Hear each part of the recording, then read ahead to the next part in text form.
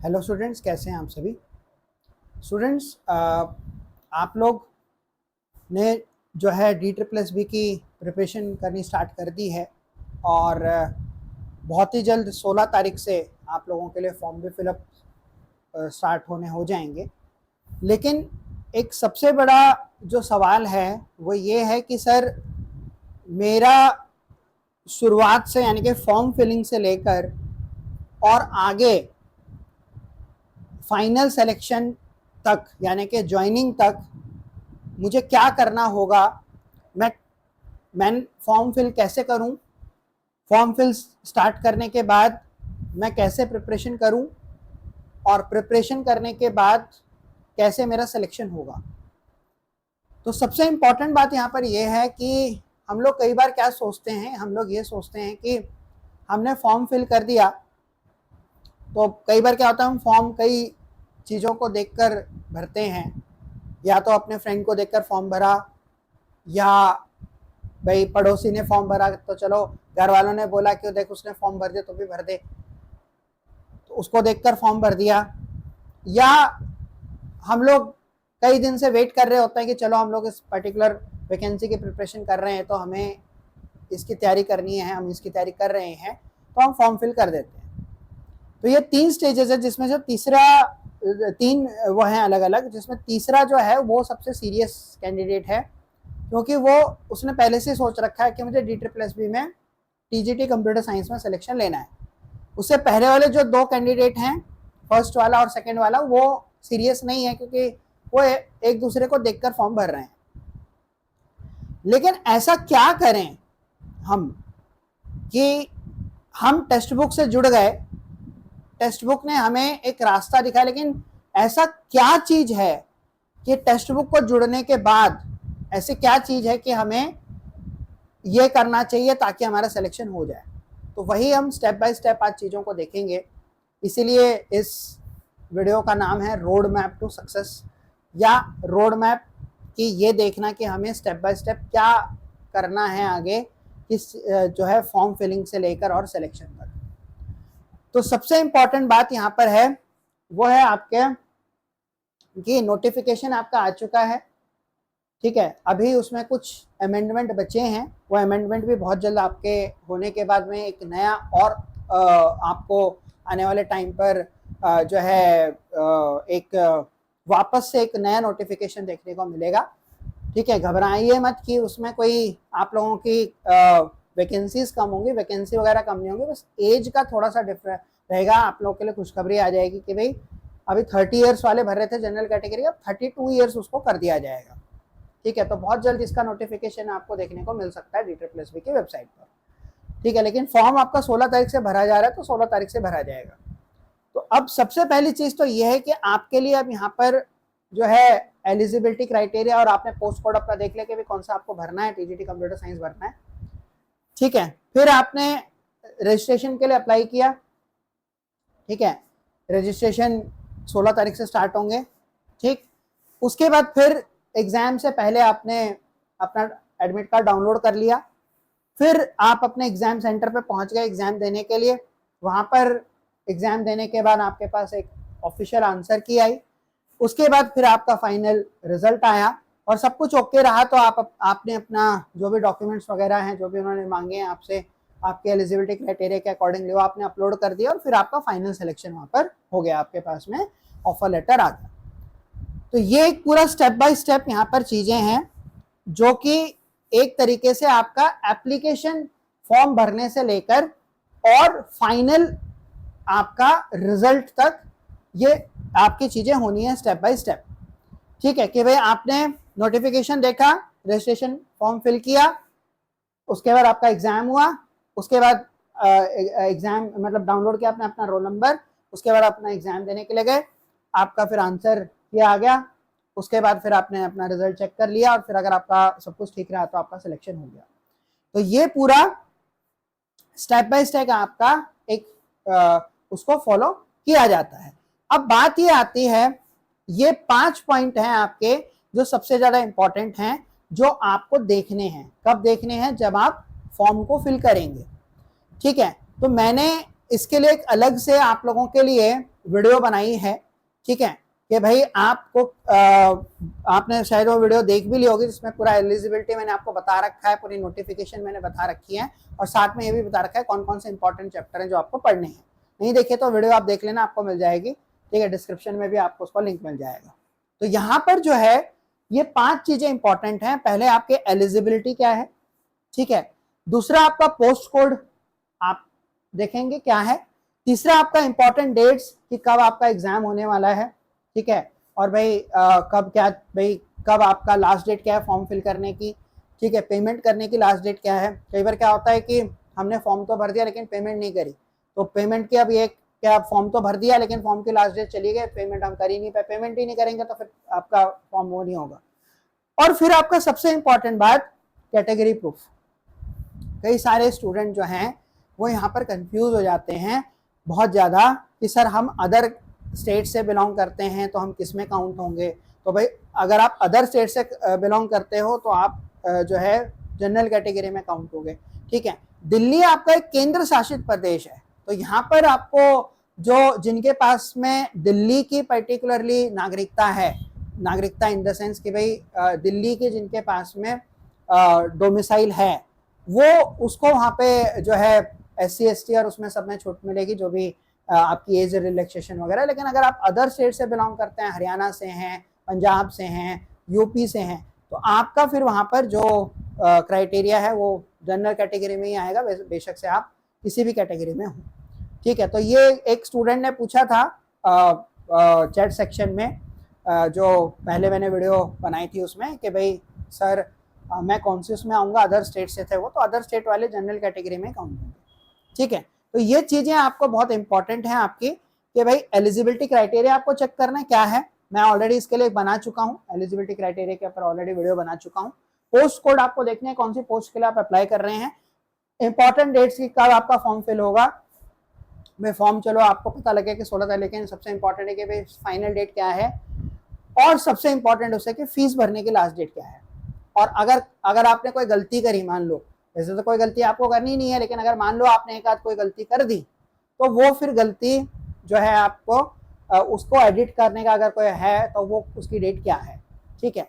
और फिर आपका सबसे इंपॉर्टेंट कैटेगरी कि आपकी कौन सी कैटेगरी, अगर अदर स्टेट से बिलोंग करते हो जनरल कैटेगरी होगी आपकी, अगर उस पर्टिकुलरली दिल्ली से बिलोंग करते हो तो आपके पास में आपका एज का जो आपका SC ST का जो है सर्टिफिकेट होगा, ठीक है। SC ST का आपने बनवा रखा होगा, नहीं बनवा रखा तो बनवा लो उसे, और वो आपको जो है उसमें अपने उस पर जो है कैटेगरी सर्टिफिकेट लगाना होगा, ताकि आपको एज में भी रिलैक्सेशन मिल जाए, और बाद में जो आपका फाइनल सिलेक्शन होगा उसमें भी आपका जो क्राइटेरिया उसके अकॉर्डिंगली आपको ले लिया जाए, ठीक है। तो अब यहाँ पर सारी चीजें अगर आपको क्लियर हो गई है यहाँ पर, तो फिर इसके बाद में जो नेक्स्ट जो आपका सब कुछ क्लियर होने के बाद में नेक्स्ट स्टेप आपका, ये हमने ऑलरेडी देख भी लिया था कि रजिस्ट्रेशन होगा आपका, लॉगिन पेज पे जाओगे आप, फिर आप जो भी पोस्ट है उसको आप चूज करोगे, फिर आपका जो भी आपको जो भी आपकी जो भी डिटेल्स हैं वो सारी यहाँ पर फिल होंगी, और फिर आप अपने उसको रिव्यू करोगे और आप अपनी एप्लीकेशन को सबमिट कर दोगे,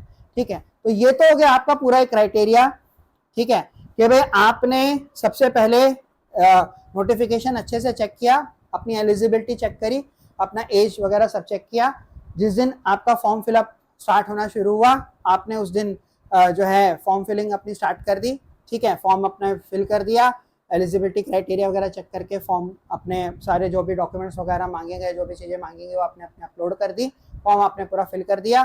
फॉर्म फिल करने के बाद आपका एक पर्टिकुलर एग्जाम की डेट आई, आप फिर आपने अपना एडमिट कार्ड डाउनलोड कर लिया, आप एग्जाम देने के लिए चले गए, देन उसके बाद आपका फाइनल रिजल्ट आया। ये तो एक पूरा एक नॉर्मल प्रोसेस है जो कि आप वो करोगे।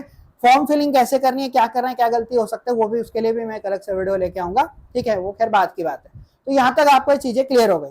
लेकिन सर ये तो आपने हमें ये बता दिया कि फॉर्म कैसे फिल होगा, आप हमें ये बताइए कि हमारी तैयारी कैसे करें हम।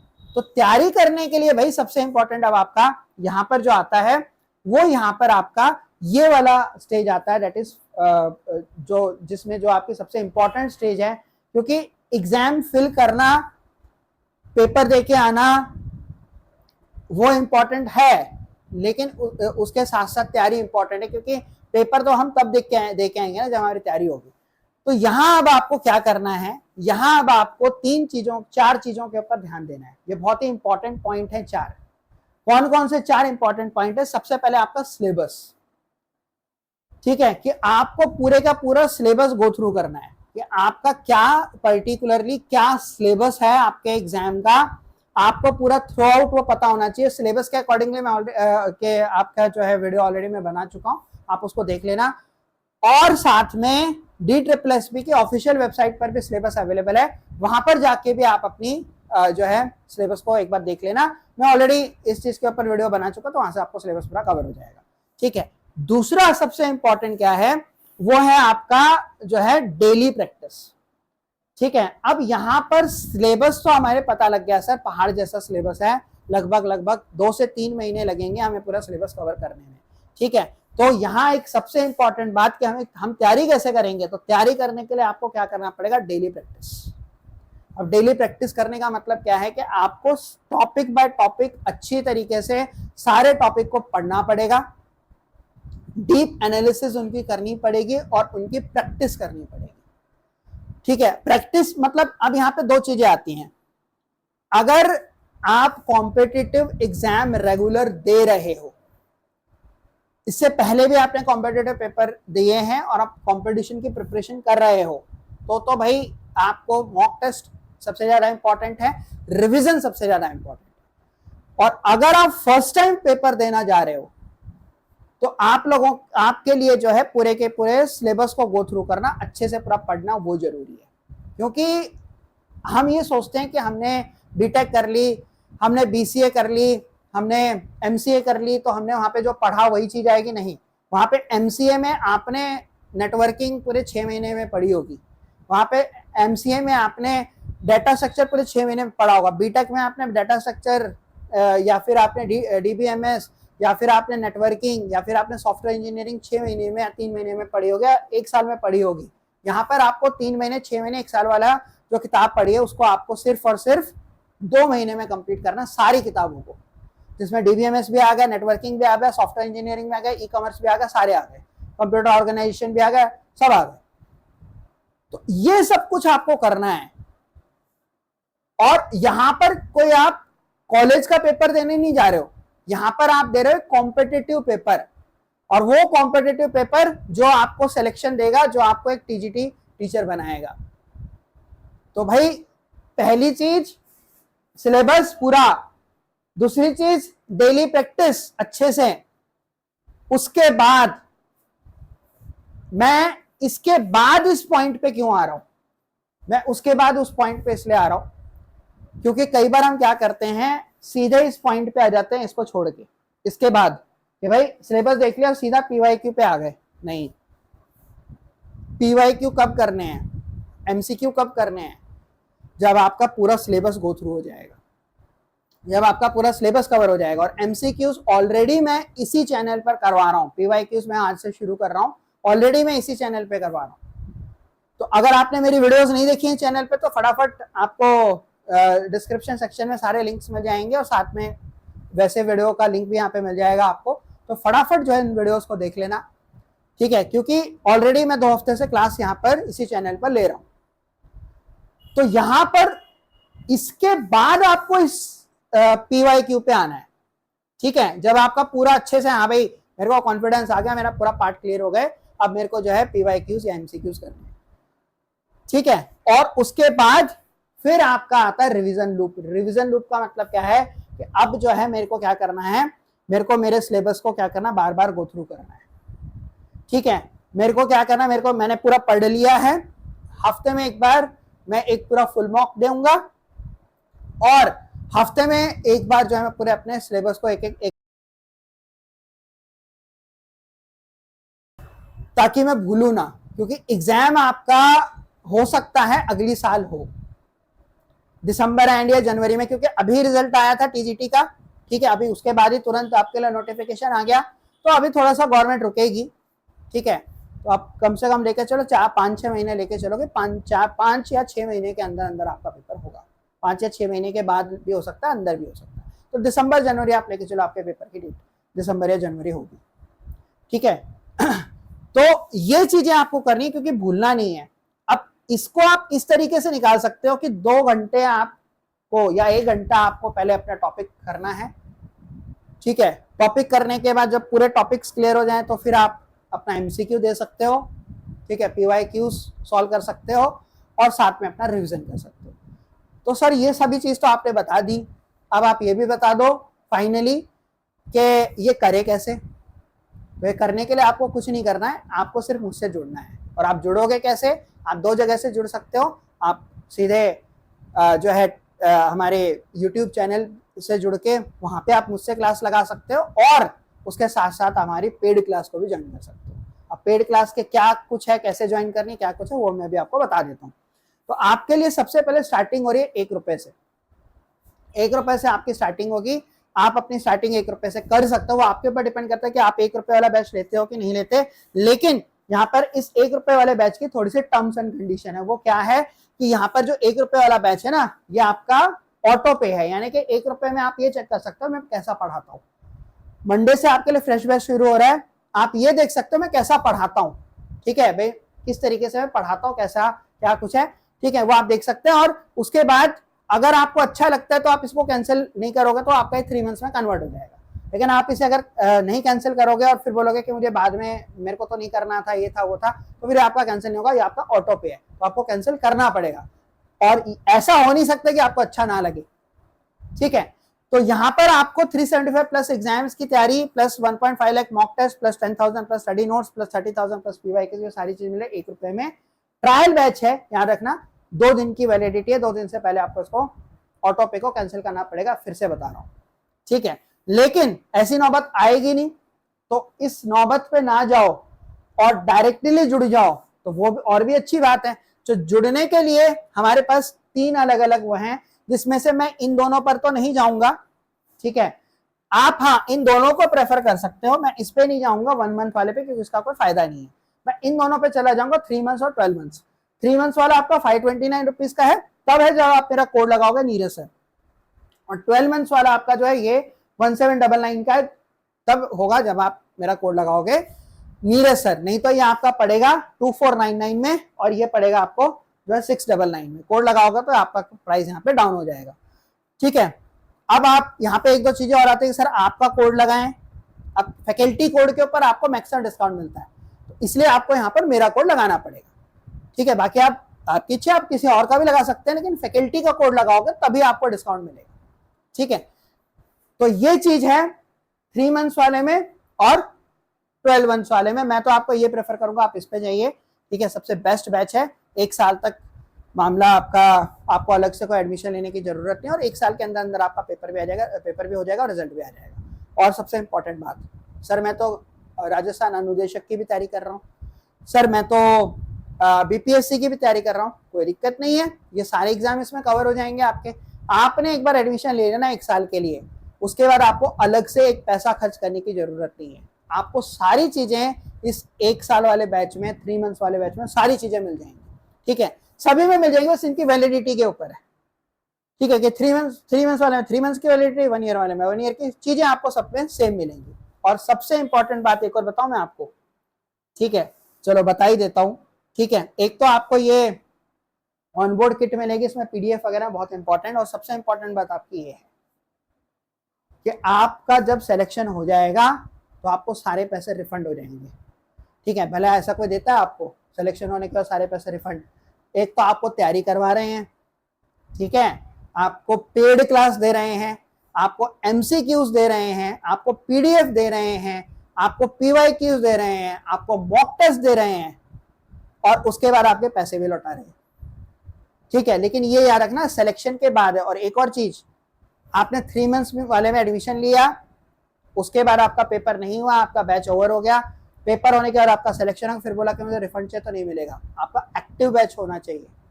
तो इसीलिए कह रहा हूँ 1 ईयर वाला सबसे बेस्ट है, ठीक है। 1 ईयर वाले में फटाफट एडमिशन ले लो, मुझसे जुड़ जाओ और अपना सिलेक्शन ले लो। और एक सबसे इंपॉर्टेंट बात, मंडे से आपके लिए बैच स्टार्ट हो रहा है शाम को 4 बजे, ठीक है। और भाई ये मुझे नहीं लगता कि आपको कहीं और ऑफर मिलेगा कि आपको 1 साल का आपने बैच लिया और उसमें आपको और एग्जाम्स की तैयारी करने का भी मौका मिल रहा है, जिसमें आपका राजस्थान अनुदेशक हो गया, जिसमें आपका बीपीएससी हो गया, सभी एग्जाम्स। तो मुझे नहीं लगता इतने कम पैसों में कोई और आपको देगा। तो देर किस बात की है, फटाफट एडमिशन लो। ये ऑफर हो सकता है कुछ ही दिन के लिए हो, लिमिटेड टाइम के लिए हो, ठीक है। तो लिमिटेड टाइम को क्यों गंवाना, फटाफट एडमिशन लो, मंडे से क्लास शुरू करो और अपना सिलेक्शन लो। आप जब जुड़ोगे तो ये फिर ये मेरी रिस्पॉन्सिबिलिटी हो जाएगी आपका सिलेक्शन करवाना। ठीक है स्टूडेंट्स, मिलते हैं अब आपसे अगली वीडियो में। जब तक के लिए अपना ख्याल रखें। Take care all of you and good day.